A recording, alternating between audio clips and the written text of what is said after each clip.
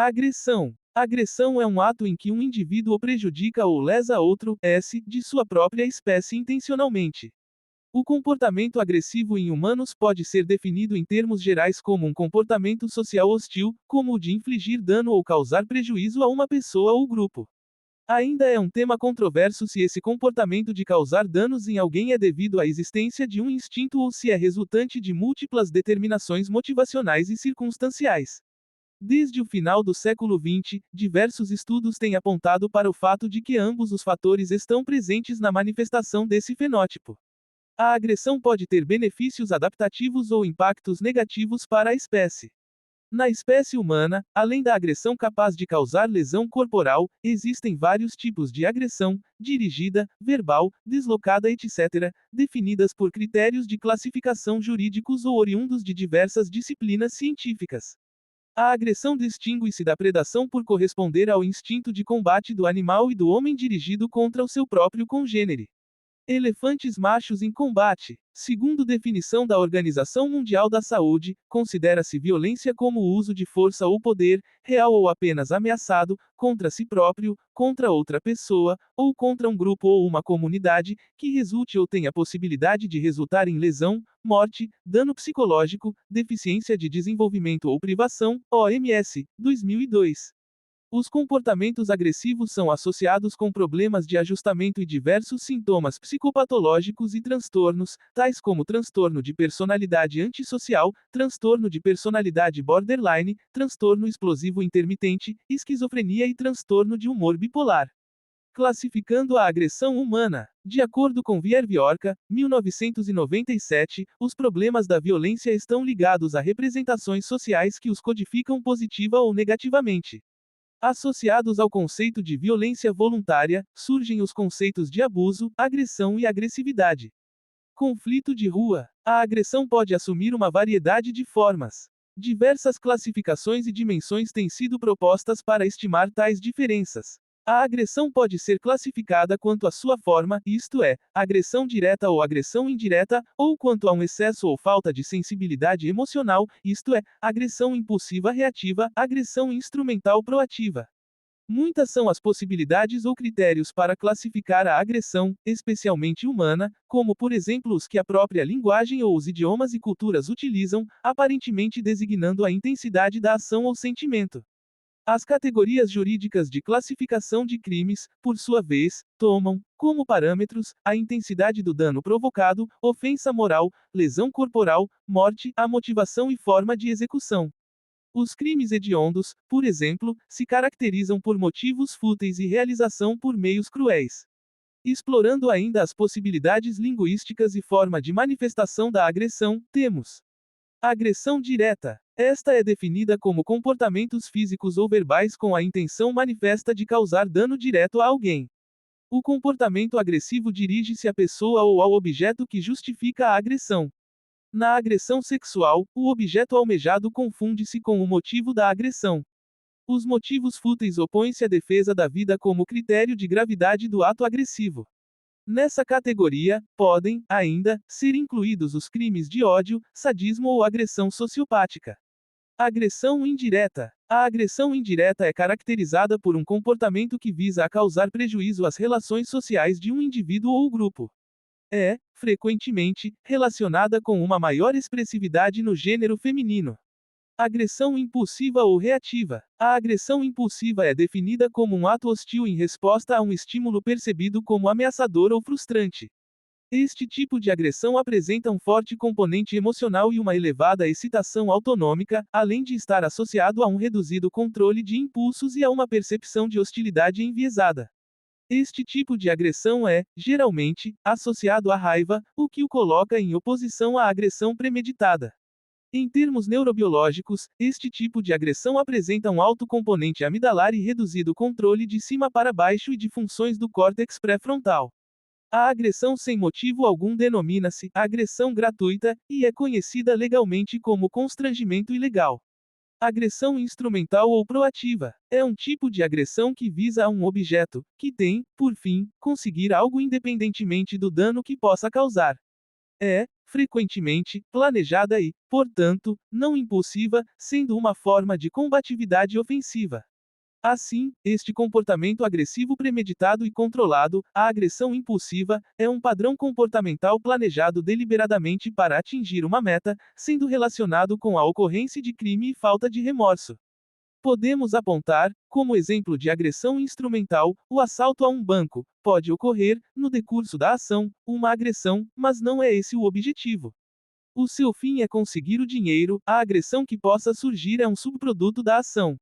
Outros tipos de classificação de comportamento agressivo. Combatividade, belicosidade, é o conjunto de confrontos adaptativos para o indivíduo ou espécie contra seus semelhantes em situações de competição por objeto de motivação comum, podendo, ainda, se distinguir formas mais ofensivas ou defensivas. Agressão deslocada. O sujeito dirige a agressão a um alvo que não é responsável pela causa que lhe deu origem. Em animais, também se observa esse mecanismo de controle dos impulsos agressivos.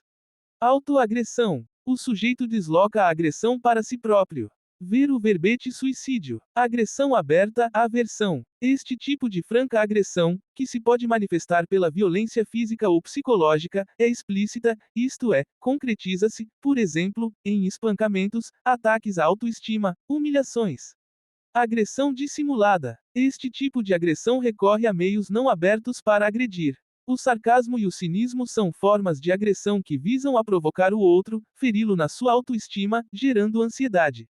A teoria psicanalítica tem, como explicação desta forma de agressão, a motivação inconsciente.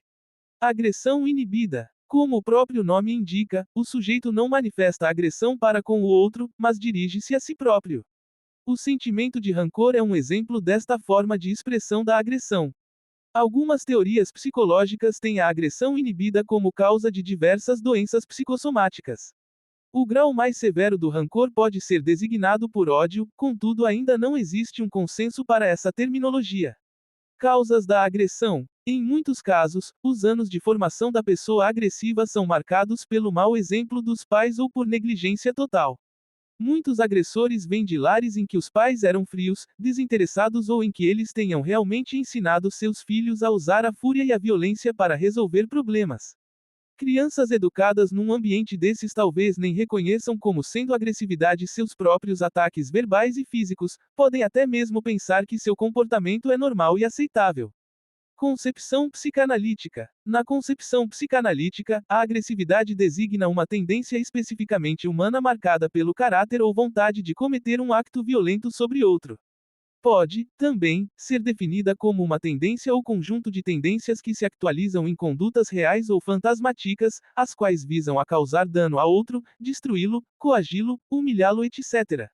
Laplanche e Pontales. Se manifesta a partir de uma experiência que é subjetiva por sua própria constituição, subjetividade esta que não pode ser objetada por falta de mensuração ao se rejeitar como observáveis os resultados da introspecção e comunicação verbal, pois são visíveis seus resultados, assim como são muitos fenômenos físicos dos quais só conhecemos os efeitos. A agressividade, com base nos estudos de Winnicott, representa um instinto próprio a todo ser humano, necessário para a sua existência. Opinião da qual partilha o etólogo Conrad Lorenz. Colchete que abre. A agressividade é sinônimo da motilidade, algo vital que o bebê adquire nos seus primeiros meses de vida em seu contato com o ambiente. O comportamento agressivo faz parte da vida humana, devendo ser encarado como normal. O Winnicott ilustra sua definição através do comportamento da criança. A princípio, ela esgota os seus pais, mesmo sem saber, depois os esgota sabendo e, por fim, esgota-os furiosamente, com cansaço. Colchete que abre. Há manifestações das pulsões agressivas enquanto perversões ou substratos das neuroses e psicoses vai depender do modo como a criança interage com o amor de seus pais na formação de sua identidade e superação do complexo de Édipo. Do mapa que a psicanálise oferece das pulsões, sem dúvida, as associadas à fase anal sádica são as mais temíveis. Examinando casos clínicos associados à crueldade humana, a resistência à cura no processo de terapia e a natureza da guerra, Sigmund Freud propôs a concepção de instinto de morte, tanato, o que corresponde à fonte das motivações agressivas humanas nos termos da psicologia. A concepção de catarse tem origem na análise de Aristóteles, 384 a 322 a.C., sobre efeitos, a abreação, da tragédia grega, e posteriormente foi incorporada como integrante da teoria psicanalítica e de algumas técnicas dela derivadas ou afins, a exemplo do soro da verdade, psicodrama e bioenergética. Atualmente, face à hipótese da catarse, ainda existem dúvidas acerca do impacto da violência veiculada através da televisão e do cinema na sociedade ocidental. Alguns especialistas julgam que esse tipo de exposição poderá aumentar a propensão da audiência a desenvolver algum tipo de agressividade subsequente na vida real. Além disso, as taxas de criminalidade e violência parecem também estar relacionadas com a programação da TV. As constantes manifestações de agressividade com a qual a criança convive, família, televisão e sociedade, contribuem de forma acentuada para a reprodução desses comportamentos aprendidos. Teorias comportamentais sobre a agressão. Uma das teorias mais divulgadas sobre o comportamento agressivo foi proposta por psicólogos da Universidade Yale em 1939, John Dollard, Leonard Dubé, Neil Miller, O. Robert Moher e Robert Sears. Seu postulado básico é a suposição de que a agressão é sempre uma consequência da frustração, ou seja, a resposta emocional a um bloqueio de uma resposta orientada para um objetivo numa sequência de comportamentos, variando a intensidade ou força da agressão de acordo com a quantidade de frustração. Sabe-se hoje da considerável variação individual quanto à tolerância à frustração, interpretada por sua vez em distintas teorias psicológicas. Nos mamíferos, o hipotálamo e substância cinzenta periaquedutal do mesencéfalo estão entre as áreas envolvidas no comportamento agressivo, especialmente uma estrutura integrante do sistema límbico denominada amígdala. Contribuições da neurociência e genética. Genética. Do ponto de vista da genética, apesar de ser nítido, em algumas espécies ou nas variedades de uma espécie, cães, por exemplo, a predominância de comportamentos agressivos na sua adaptação, ainda não há consenso sobre a existência de genes para agressão e mesmo sobre doenças genéticas que possuam a agressividade como característica patognomônica, a exemplo da síndrome XYY e epilepsia do lobo temporal, especialmente quanto à determinação genética dessa última. A gênese da sociopatia e personalidades sádicas e agressivas têm que ser consideradas de natureza multifatorial, envolvendo tanto características da origem psicossocial como biológica. Freire Maia apresenta estudos que apontam a presença de um fator genético predisponente à criminalidade, sem deixar de assinalar a importância maior ou menor, mas sempre atuante, dos fatores ambientais. Evidências da predisposição genética à criminalidade, segundo ele, podem ser visualizadas através das seguintes frequências de concordância entre gêmeos monozigóticos, dizigóticos do mesmo sexo e dizigóticos de sexo diferente, 93%, 80% e 20%, Rosanoff et al., em 1934, Estados Unidos, 65%, 53% e 14%, Kranz, em 1936, Alemanha, distúrbios do comportamento em crianças, 87%, 43% e 28%, Rosanoff et al., em 1934, Estados Unidos. Por outro lado, Nora e Fraser ressaltam que estudos familiares de psicopatia e criminalidade mostram que a maioria das crianças com comportamento antissocial provém de lares desfeitos, sendo impossível dizer, por esses estudos, quanto do comportamento antissocial é biologicamente transmitido e quanto é culturalmente adquirido. Segundo ela, nos estudos de gêmeos, aparentemente predomina a utilização da categoria mais ampla e heterogênea de criminalidade do que a de psicopatia. Neurobiologia. As bases neurais da agressão têm sido consistentemente estabelecidas nos últimos anos, onde regiões cerebrais e neurotransmissores, bem como as suas ligações com diversos genes, hormônios e transtornos psiquiátricos, têm sido triadas. Dentre as estruturas corticais, o córtex pré-frontal, CPF, é a região cerebral mais amplamente associada com a agressão impulsiva em humanos. O CPF desempenha um papel central no controle de comportamentos, no direcionamento a metas e na tomada de decisões. Pacientes com lesões no CPF ventromedial, CPF-VM, tiveram uma maior probabilidade de mostrar confrontos verbais e agressividade, se comparados com pacientes com lesões em outras áreas cerebrais e com grupo controle sem lesões. Homens com transtorno de personalidade antissocial têm mostrado alterações no COF, no córtex cingulado anterior, CCA, na ínsula e na amígdala. Similarmente, pacientes com transtorno de personalidade borderline e transtorno explosivo intermitente também apresentam características de funcionamento atípico nessas regiões.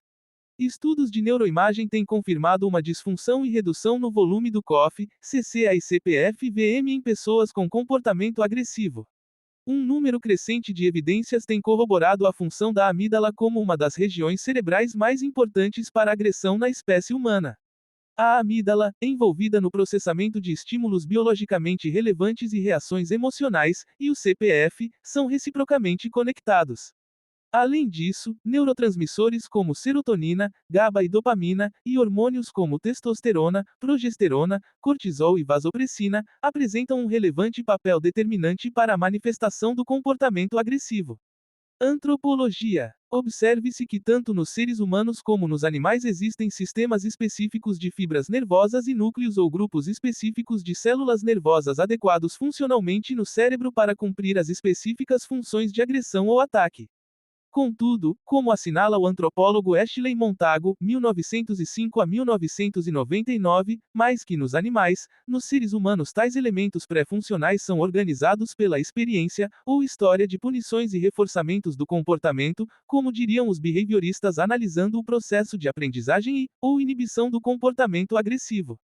Montagu, 1978 destaca ainda que, nos seres humanos em geral, as influências genéticas per si não podem ser responsabilizadas pelo comportamento agressivo, e que na maioria dos casos esse comportamento depende muito da interação com os fatores do meio, apesar de não poder se descartar que existem influências genéticas e que, em alguns casos, estes fatores têm grande influência.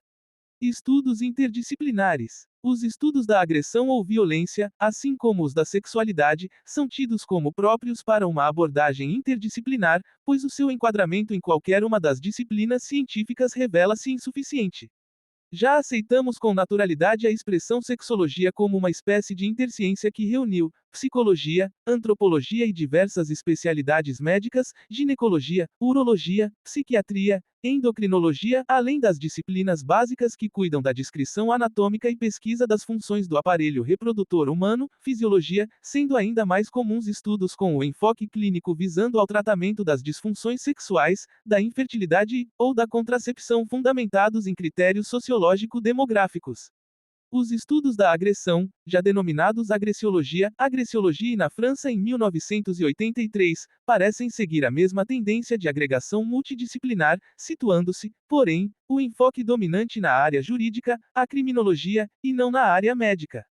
São inúmeras as contribuições das ciências sociais, psicologia e ciências biológicas, em especial a etologia, e, mais recentemente, da saúde pública face à elevação da agressão como causa de morte em populações.